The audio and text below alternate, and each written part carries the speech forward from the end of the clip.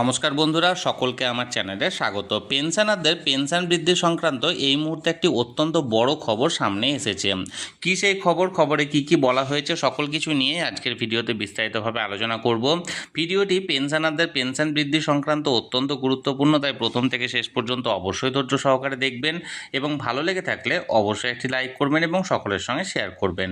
আর সেই সাথে এই চ্যানেলে যদি প্রথমবার হয়ে থাকেন এই রকমের ইনফরমেটিভ ভিডিও আরও দেখার জন্য যারা এখনও পর্যন্ত এই চ্যানেলটিকে সাবস্ক্রাইব করেননি তারা অবশ্যই চ্যানেলটিকে সাবস্ক্রাইব করে নিতে ভুলবেন না।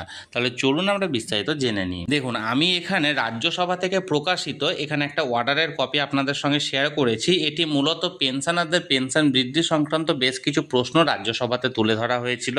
সেই প্রশ্নের উত্তর কি বলা হয়েছে সে ব্যাপারে আমরা জেনে নেব। দেখুন, শ্রী মানস রঞ্জন মঙ্গরাজ কি বলেছেন দেখুন। Will the minister of labour and employment be please to state, যে minister of labour and employment দয়া করে কি জানাবে কি প্রশ্ন। দেখুন, number A, the current number of pensioner in Odisha receiving benefit under the employees pension scheme 1995, অর্থাৎ 1995 employees pension scheme বা ইপিএস সংক্রান্ত বর্তমানে কত সংখ্যক পেনশনার এই রাজ্যে অবস্থিত আছে বা এই রাজ্যে এখানে আছে। Number B, the total pension amount disburse to EPFO pensioner in Odisha during the last 3 years, গত 3 বছরে ইপিএফ অর্থাৎ এমপ্লয়িজ প্রভিডেন্ট ফান্ড অর্গানাইজেশনের তরফ থেকে কত পরিমাণ এখানে পেনশন ডিসবার্স করা হয়েছে। Number C, whether government is consider any proposal to revise or enhance the existing EPFO pension structure in view of rising cost of living, অর্থাৎ গত বছরের তরফ থেকে রাজ্যের মানে সরকারের তরফ থেকে কি এমন কোনো পদক্ষেপ নেওয়া হয়েছে যাতে পেনশনের পরিমাণ এবং পুরনো যে পেনশনটা পাচ্ছিল ইপিএফওর আন্ডারে সেই পেনশনটাকে আরও ইনক্রিজ করা হয় বা বাড়ানো হয়, যেহেতু এখানে জীবন ধারণের মান আরও এখানে মূল্য বৃদ্ধি ঘটেছে, অর্থাৎ জীবন ধারণের মান এখানে আরও বাড়ছে। And number D, if so the details of the proposed reform and the expected timeline for implementation, যদি সেটা নেওয়া হয়ে থাকে তাহলে সেটা কবে থেকে নেওয়া হবে অর্থাৎ টাইমলাইনটা কি এবং তার একটা ডিটেলস এখানে উল্লেখ করার কথা বলা হয়েছে। দেখুন, Rajya Sabha question for written answer, এখানে রাজ্যসভার তরফ থেকে এবার কী অ্যান্সার দেওয়া হয়েছে দেখুন।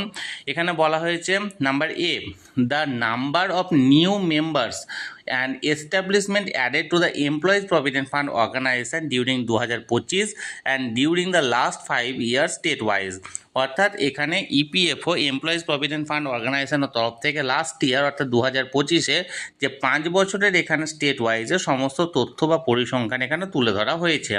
Number B, the details of কি reforms undertaking under EPFO 3.2 including the rollout of centralized pension payment system বা CPPS for faster and error-free pension disbursal, auto claim settlement up to 5 lakh and simplified transfer procedure, অর্থাৎ কি করা হয়েছে EPFO 3.0 তরফ থেকে যে সমস্ত সেন্ট্রালাইজ পেনশন স্কিম বা সিপিপিএস ছিল সেটাকে আরও ফাস্টার করা হয়েছে এবং এরার ফ্রি অর্থাৎ ভুল ছাড়া মানে ভুল নেই এরকম পেনশন ডিসবার্সাল এবং অটো ক্লেম সেটেলমেন্ট এখানে 5 লক্ষ টাকা পর্যন্ত আরও সিম্পলিফাই করা হয়েছে। Number C, the details of progress made under the amnesty scheme 2025 including additional enrollment and eligibility of beneficiaries under PMVBROI, অর্থাৎ PMVBROI এখানে তাদেরকে যুক্ত করা হয়েছে এবং যেটা অ্যামনেস্টি স্কিম 2025 এই 2025-এ এখানে তাদেরকে এন্ট্রি করানো হয়েছে। নাম্বার ডি দেখুন, whether in a proposal exists to revise the minimum EPS pension and if so the details thereof, অর্থাৎ EPS 95 পেনশন সংক্রান্ত যে মিনিমাম পেনশনের পরিমাণ সেটা রিভাইজ করার অর্থাৎ সেটাকে আরও তোলার বা মানে আপগ্রেড করার বিষয়ে কোনো পদক্ষেপ নেওয়া আছে কি সেটা নেওয়া থাকলে জানাতে বলা হয়েছে।